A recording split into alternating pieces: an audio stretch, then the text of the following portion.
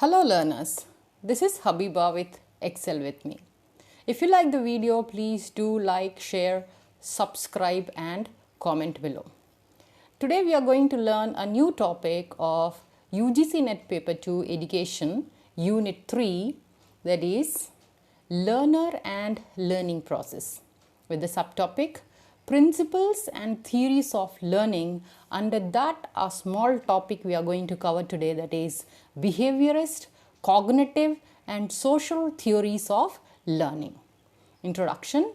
No two students are similar and the way every person learns will vary. Obviously, no two persons are alike. Each and every individual is unique and everybody has their own identity, and the way they learn also vary from one another. Our brains are unique and our experiences contribute to the diverse ways we learn. Yes, everybody's brain and experiences are different. That means I will learn in some other way and you will learn in another way. That means every person will learn in their own comfort zones. So it will contribute to the different ways of learning. Psychologists have spent incalculable hours performing tests to all the more likely see how students learn. From the beginning, these psychologists have started observing and researching how people learn in different ways. They have spent n number of hours to know how these people learn by creating some tests and tools. Current and aspiring teachers need to be educated to be prepared for teaching students every day, and a significant part of teacher education is understanding different ways of learning. Yes, to make the students learn in interesting way, teachers, the key person in teaching learning process, has to have current knowledge, subject expertise, and they need to be educated properly in teacher education institutions. They have to apply everyday things and different ways of learning, teaching learning strategies, techniques and all. There are many solidified learning theories that teachers can learn from as they prepare to help students in the classroom. The main motto of the teacher should be different techniques, innovative ways of teaching learning process. So there are different theories psychologists have given. If those teachers will apply those theories in teaching learning process, they will definitely achieve their goal and aims. Teachers who understand learning theories can utilize various strategies in their classrooms to cater to different kinds of learning. This can help all students find success in learning. That's what I was saying.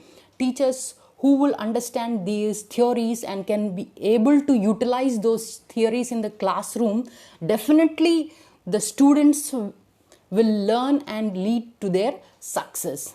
There are some vitally instructive learning theories that teachers can use to assist them with improving their classrooms and make them better learning environments for all students. So there are different theories. Already few we have discussed. Let's see what are all those theories here. Now, what are the main educational learning theories? What are the different theories under which different psychologists have given their own theory? First one is behaviorist. What is behaviorist? The idea that how a student behaves is based on their interaction with their environment. That means how we learn by interacting with the environment, with the behavior. We are going to learn with their behavior. That is behaviorist theory. Then cognitive theory, the way people think. Cognitive means thinking, how people think. According to that, also we will learn.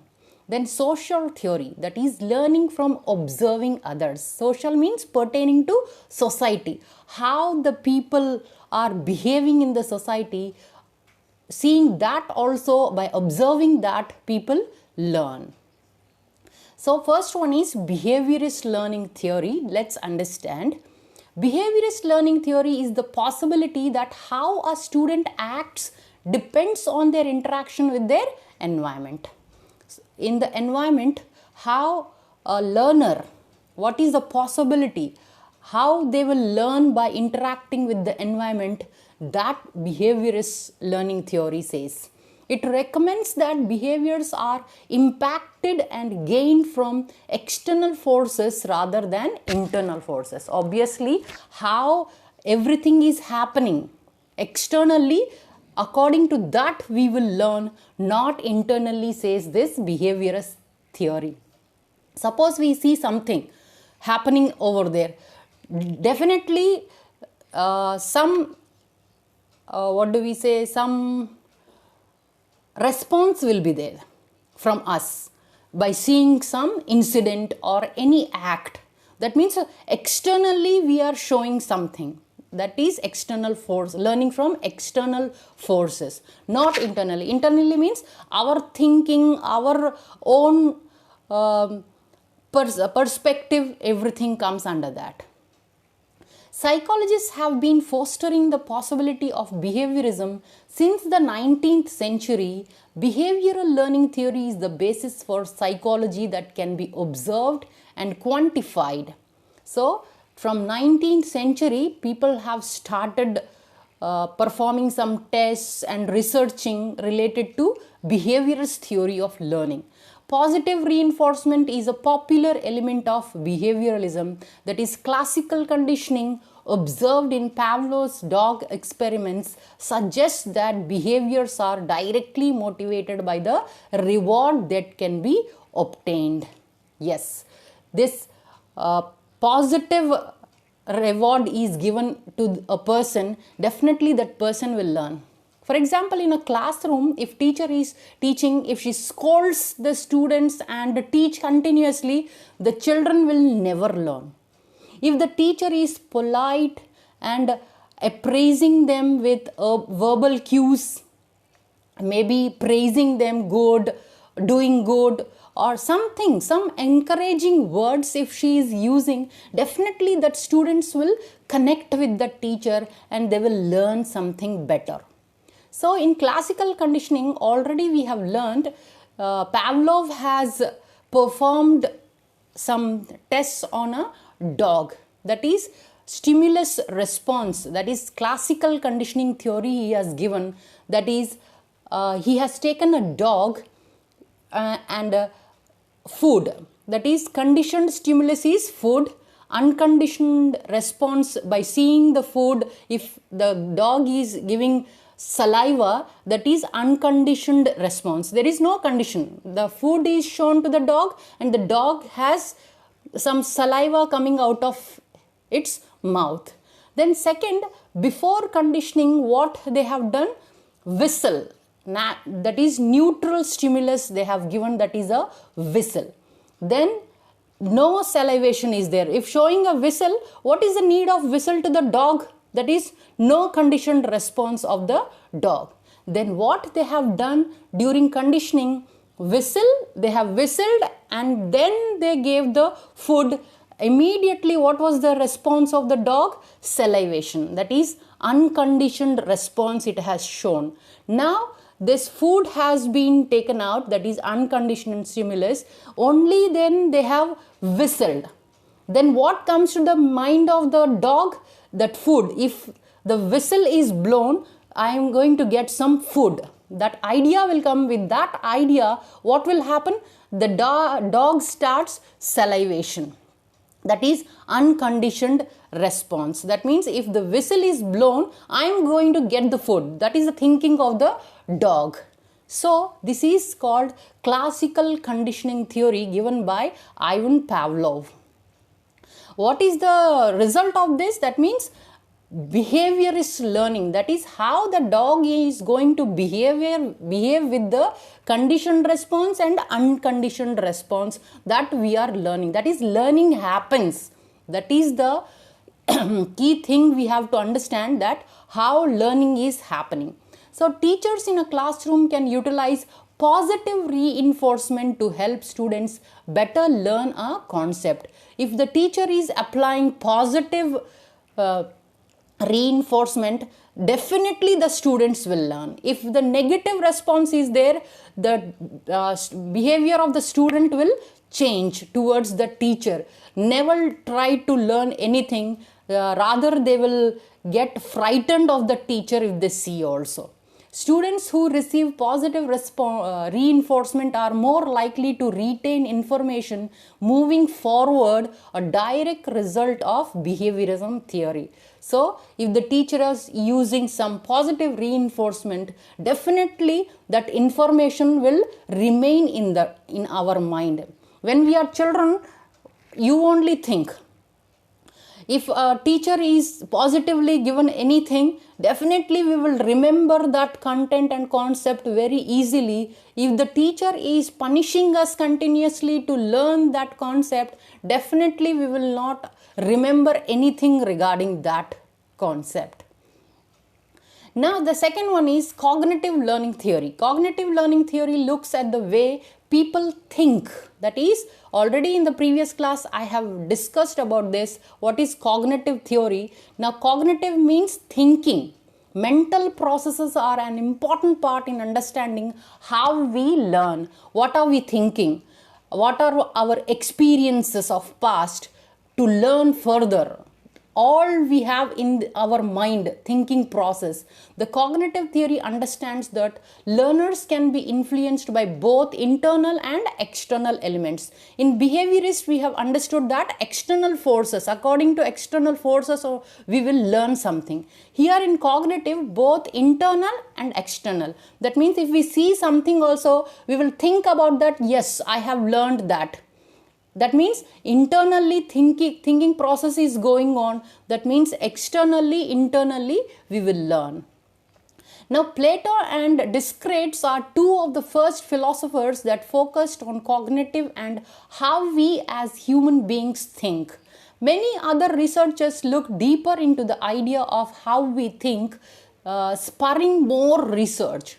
Now very important person in this philosophy, cognitive learning theory, that is Jean Piaget, is a highly important figure in the field of cognitive psychology, and his work focuses on environments and internal structures and how they impact learning. Already we have discussed about this Piaget's theory. Now cognitive theory has developed over time, breaking off into sub-theories that focus on unique elements of learning and understanding. At the most basic level, the cognitive theory suggests that internal thoughts and external forces are both an important part of the cognitive process. And as students understand how their thinking impacts their learning and behavior, they are able to have more control over it. We have understood the stages of development under which how children learn. 4 stages of Piaget's theory we have understood. In that, how children learn things, different things related to the age we have discussed. That is the improvement of development of cognitive thinking, also behavioral thinking. Then cognitive learning theory impacts students because their understanding of their thought process can help them learn. Teachers can give students opportunity to ask questions, to fail and think out loud. These strategies can help students understand how their thought process works and utilize this knowledge to construct better learning opportunities. Nowadays, teachers never give chance to the students to think by themselves. Whatever knowledge is there in the mind of the teacher, they want that to be transferred to the students. They never try to listen to the students. That should not be the case. They should listen to the students and let them ask questions and what are their thoughts. That teacher has to bring out to construct knowledge properly. Now the third one is social learning theory. Using social learning theory can be a valuable tool for dealing with difficult students who like to disrupt the classroom and cause trouble. Yes, social learning, how it happens if the students are not able to adjust in the classroom. What is the thinking of their thinking going on in their mind? That teacher has to understand why they are causing these troubles, why they are not learning. Teacher has to take initiative to understand about the child's mind here. This theory focuses on the concept of children learning from observing others by acting or not acting on what they see exhibited by their classmates. Here social learning, how it happens. This concept focus on learning by observation. Children will learn by observing. If the condition of the family at home, family background is not good of the child, the behavior will definitely will change of the students. They will not try to learn anything. Their mind always will be at home, what is going on in the family. If the parents are not able to adjust themselves, continuously fighting with each other, that impact will be there on the child. By observing, they will have their own thinking process. For example, they may see a classmate politely asking for a treat and getting one, or maybe they hear another classmate talking about something new they have learned, which teaches the student something new, even if it's not something they try themselves. Obviously, in the classroom also, if their classmate is talking about anything new they have learned at home or in the society, or they heard something good, definitely by observing other children will also learn something from those children. This learning theory was founded by Albert Bandura. He conducted an experiment called the Bobo doll experiment in the early 60s, during which he studied children's behavior after they watched an adult act aggressively with a doll-like toy. He noted how the children reacted when the adult got rewarded, punished, or suffered no consequences after they attacked the doll. Bandura wrote about his findings in 1977, detailing social learning theory and how it affected the behavioral development of students. So this social learning theory has been founded by Albert Bandura. He constructed one experiment taking one Bobo doll in which they have shown the behavior of the adults. By showing that doll, how was the behavior? We will discuss in the further slide about that Bobo doll experiment. Now let's understand what are the main elements of this social learning theory. Attention, retention, reproduction, motivation. What is attention? Which calls upon different or unique lessons or activities to help children focus upon. Given by these elements are given by Bandura itself.